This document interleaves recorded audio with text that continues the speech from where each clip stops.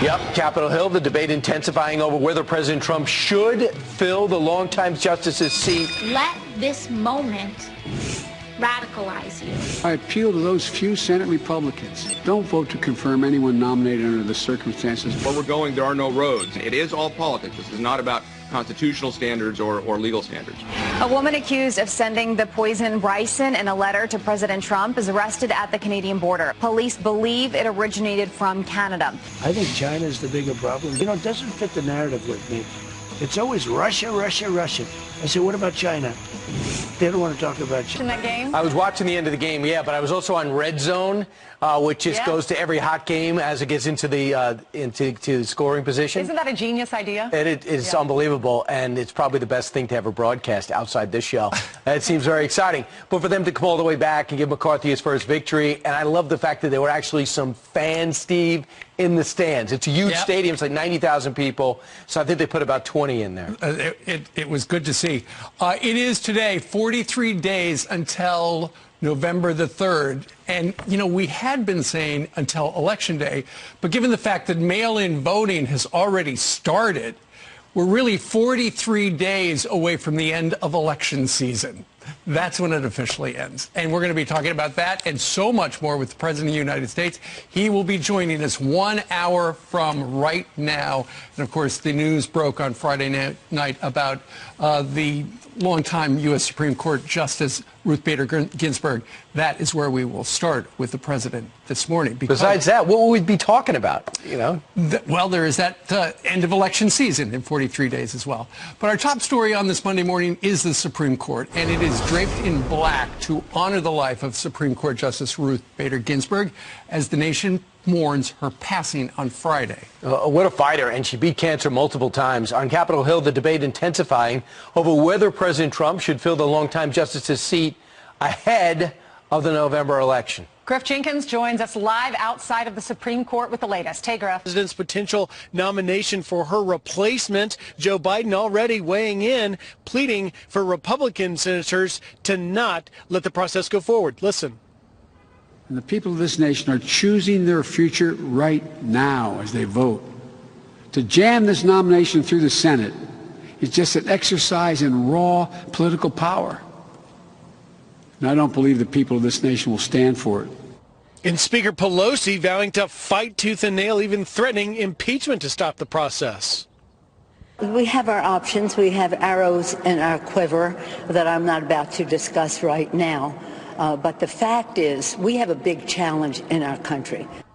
The White House responding in a statement to Fox News saying these are bizarre and dangerous power grabs by Democrats who will stop at nothing to erode the Constitution to enact their radical agenda. But the biggest threat to the president's prospective nominee may be within his own party as Majority Leader Mitch McConnell readies the stage for a fast-track process. Republican Senator Lisa Murkowski becoming the second GOP vote after Susan Collins to say she will not support moving forward. In a statement, she says, I did not support taking up a nomination 8 months before the 2016 election to fill the vacancy created by the passing of Justice Scalia. We are now even closer to the 2020 election, less than 2 months out, and I believe the same standard must apply. But with only two Republican senators that they can lose, the president picks up a GOP supporter who had been thought to be in question. That's retiring Senator Lamar Alexander, who says no one should be surprised that a Republican Senate majority would vote on a Republican president's Supreme Court nomination, even during a presidential election year. Senate Majority Leader McConnell is only doing what Democrat leaders have said they would do if the shoe were on the other foot.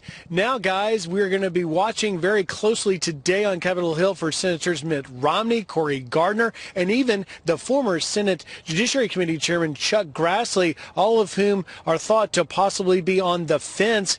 And there are protesters, we are told, somewhere on Capitol Hill that may be intending to come here in the Supreme Court this morning. We'll bring that to you as it happens. Brian, Ainsley, Steve. All right, Griff, thank you very much. So we need to hear from the president. He will actually be with us in 1 hour to see where he is on the pick and the timing of it.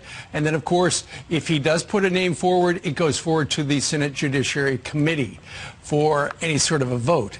Sitting on that committee is Republican Senator from the great state of Missouri, Josh Hawley. Senator, good morning to you. Good morning. All right. A lot has happened since we last saw you. Democrats are very clear. the Republicans need to slow down or else? Well, listen, elections have consequences. In 2016, the country elected Donald Trump, and in 2018, the country expanded the Republican Senate majority, including in the state of Missouri, my seat. That's when I was elected, and the Supreme Court was very central to that. So it's time to move forward with the nomination. For years, Republican senators have promised that they would confirm pro-Constitution, pro-life justices to that bench. Now it's time to do it. No more stealth nominees, no more secret moderates. We need a strong, tough conservative, someone who understands that Roe, for instance, was wrongly decided, someone who's going to stand up for the Second Amendment, for religious liberty. It's time to put that kind of a person on the bench. What would the timeline look like? Because the president said he's going to nominate a woman, and he will make the announcement this week. If he makes that, what happens in the weeks before the election? Well, I think then the nominee would come and meet with senators. You'd have the background checks done, and the Senate Judiciary Committee would need to proceed to hearings as quickly as possible, public hearings, so that we could ask the nominee questions. The public can get a sense of who she is and what her views are, and then a vote would follow, a vote in the committee, and then a vote on the floor would follow after that. I do think there's enough time to get this done before the election. I think we need to proceed with that goal in mind. Let's not wait. Let's not dither. Let's not sit on our hands. We are elected here with a job to do, and let's get it done. All right, so this is what Joe Biden said when he heard this. He says, I'm talking to those few level-headed Republicans. Listen to Joe Biden urging Republicans not to go where you want to go. Action and reaction. Anger and more anger. Sorrow and frustration at the way things are in this country now politically. That's the cycle that Republican senators will continue to perpetuate if they go down this dangerous path. So I appeal to those few Senate Republicans, the handful who really will decide what happens. Follow your conscience. Don't vote to confirm anyone nominated under the circumstances President Trump and Senator McConnell have created. Don't go there. Uphold your constitutional duty, your conscience. Let the people speak. Already, Collins and Murkowski seem to have listened. What do you think? Are people looking at Mitt Romney and saying, what about him? What do you think? Well, I think that if Joe Biden gets elected president, then he can nominate Supreme Court justices, and then we can have that process. But listen, right now, Donald Trump is the president. The Senate is in Republican hands, and I come back again to the fact that voters expanded the Senate majority for Republicans in 2018. And let's not forget, the Supreme Court was a very central issue. I don't know how Republican senators will be able to explain to the people who elected them if they do nothing in the next few weeks, if we just sit around and do not move forward on a nomination. We were sent here to confirm pro-Constitution, pro-life justices to the bench. My view is we've got to move forward with that. Sure. Of course, going forward, the big question is the timing and everything else. The Democrats have suggested, in fact, Congressman Joe Kennedy III said, if he holds a vote in 2020, we pack the court in 2021. It is that simple. We did hear the president did come out with a second list of nominees. Your name, Senator, was actually on it, as you well know, within the last couple of weeks. But it sounds like right now, at this point, the front runners are Amy Coney Barrett, who's an appeals court judge. We've seen her before, but also a new name, Barbara Lagoa. She's 52. She's an appeals judge in the 11th Circuit. She's from Miami. She's a daughter of Cuban exiles. And reportedly, the White House likes the idea of her because she's from Florida, and we're in an election year, 43 days out, and he needs Florida. I would just say this, that the president is the first president of my lifetime, I think, to make a commitment when he ran in 2016 to appoint pro-life justices who understand that Roe versus Wade is a travesty, it's judicial imperialism, who understands that that is a window, that case, into a judge's philosophy.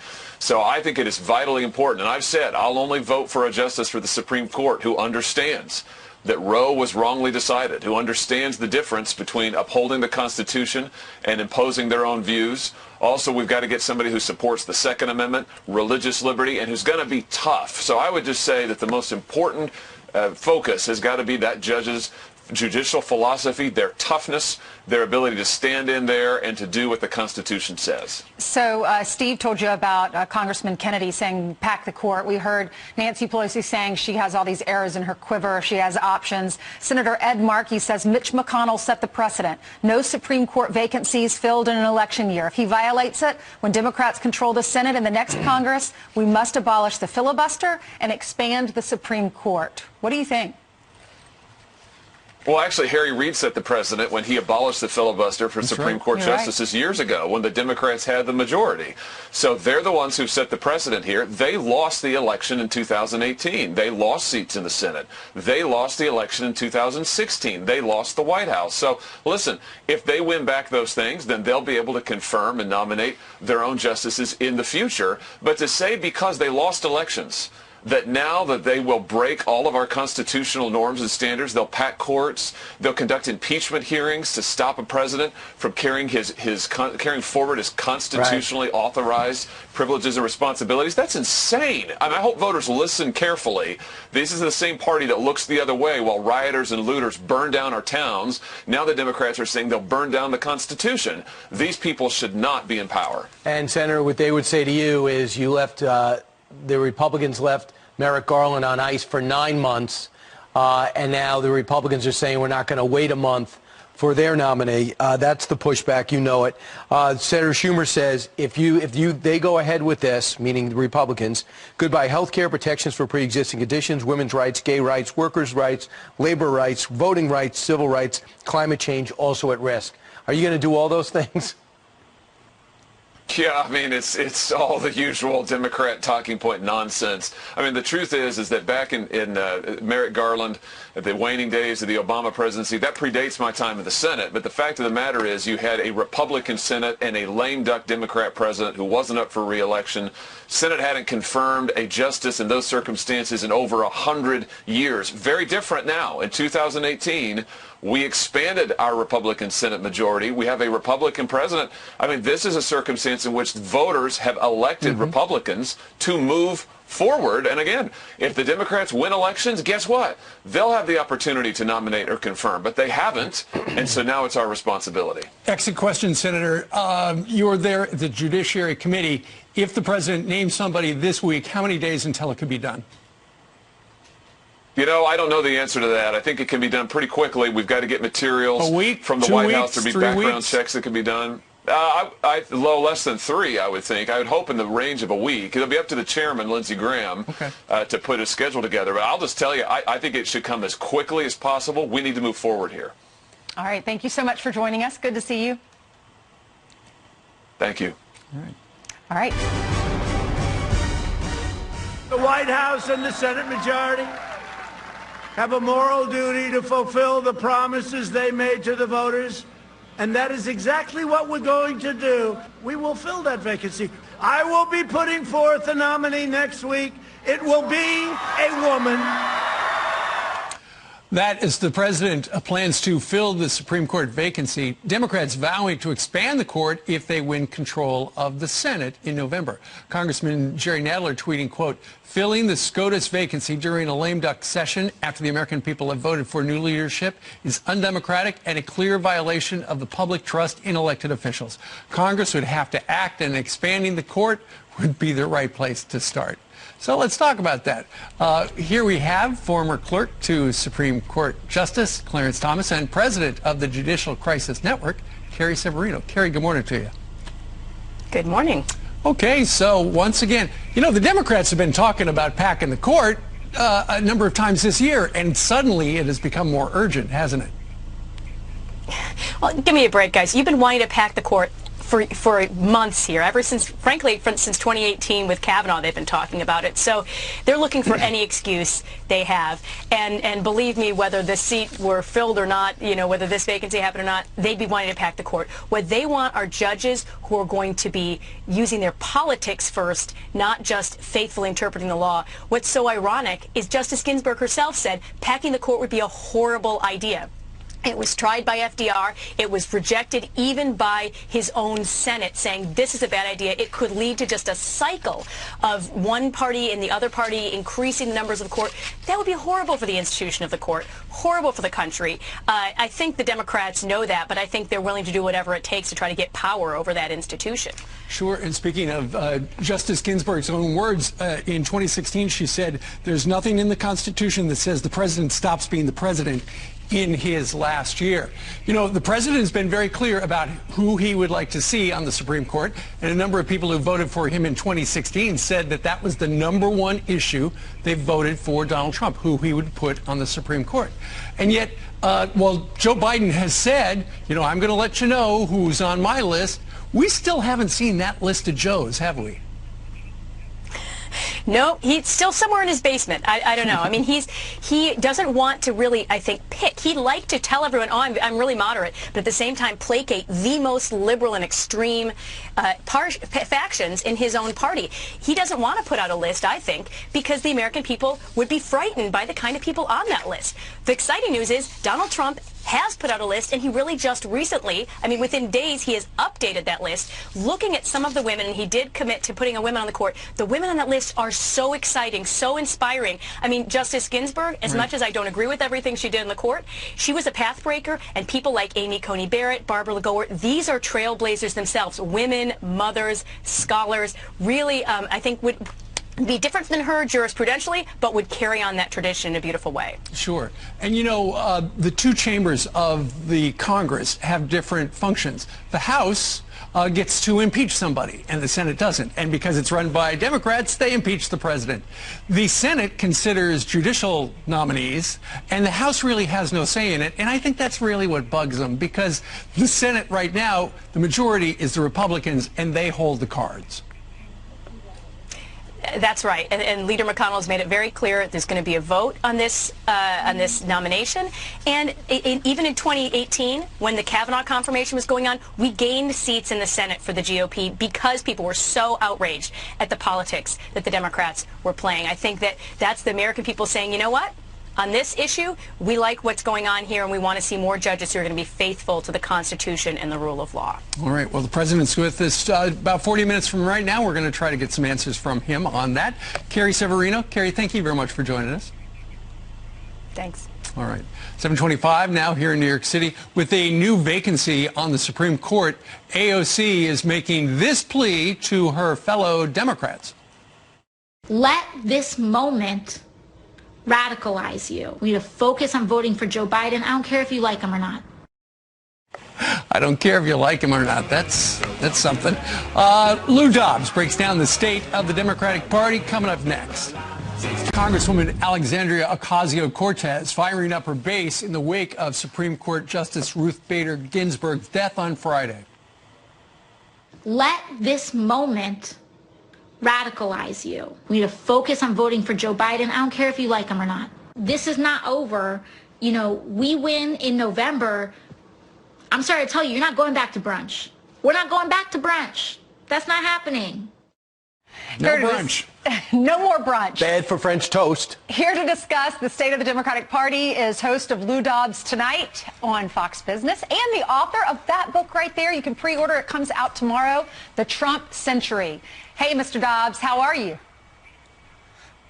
Ainsley, I'm great. Great to be with you. Good to see you all. Good to have you on. What was your reaction to that? AOC, no more brunch. I don't care if you like him. Still vote for him. Well, you know,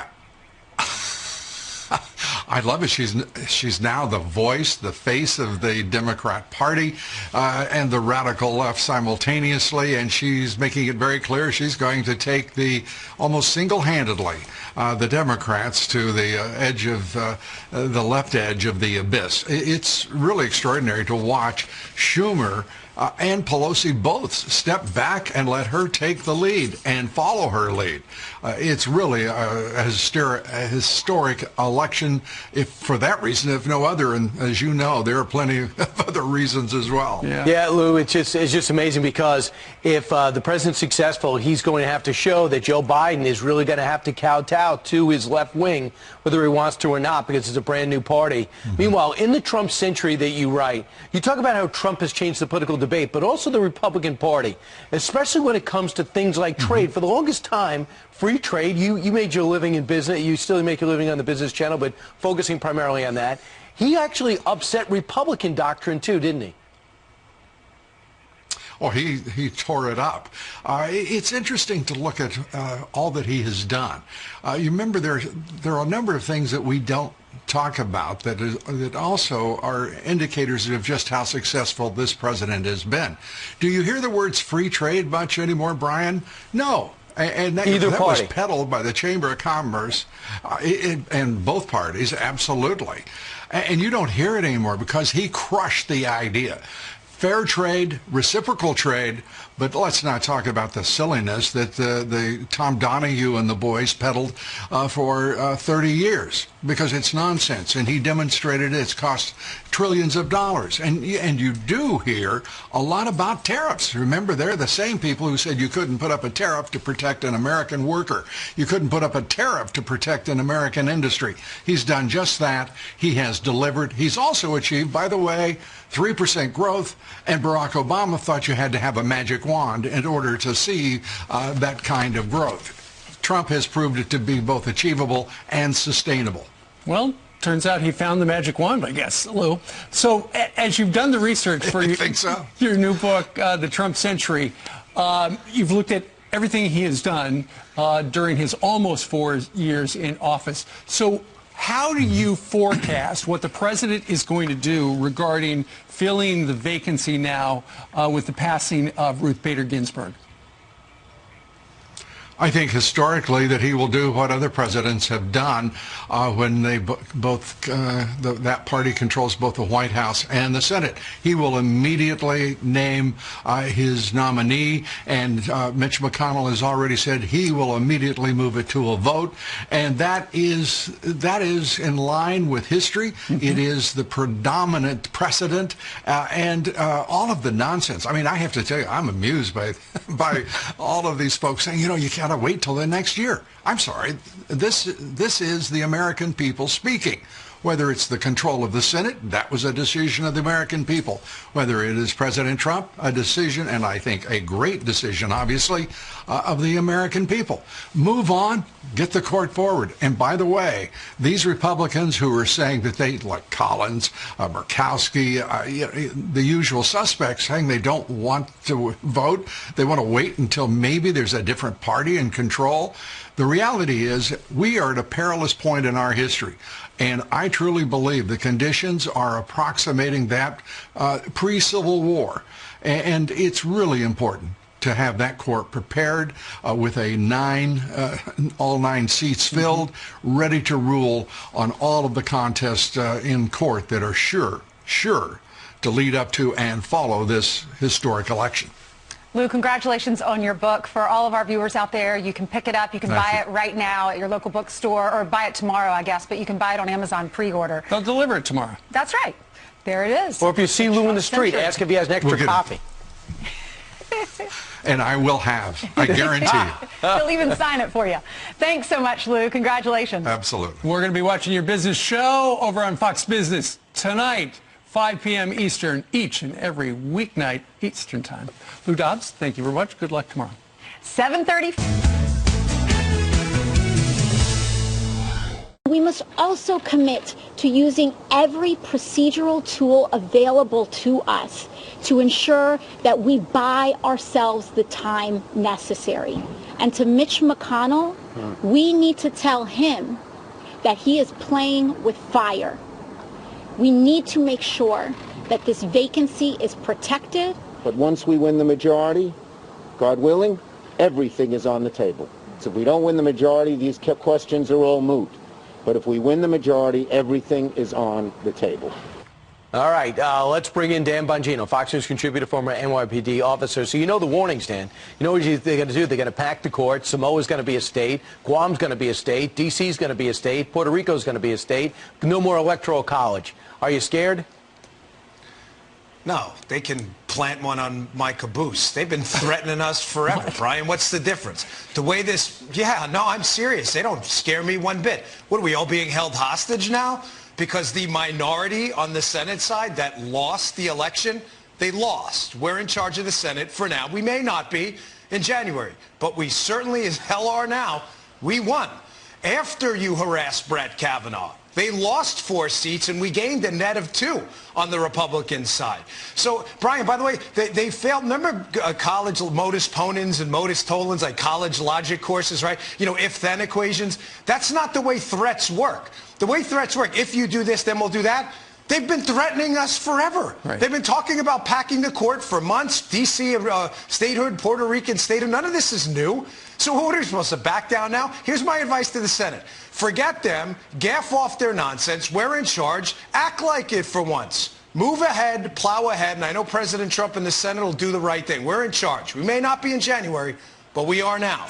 Well, while the Senate is in the charge of the Republicans, it sounds like we are on the verge of a report from the Senate Judiciary Committee regarding Hunter Biden, just in time for the election. Here's Ron Johnson, the senator, talking on the radio a couple of days ago. Listen to this.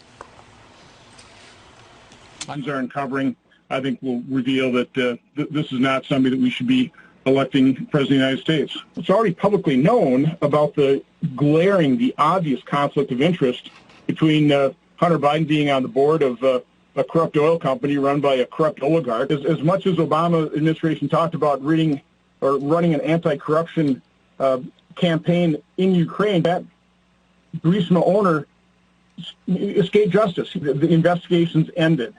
And that all happened while Hunter Biden was on the board. So that's just one of the areas that we're going to further explore. Okay, we've heard so much about this, but it's been a little while. Is it too late to reintroduce Hunter Biden and Burisma into the election casino?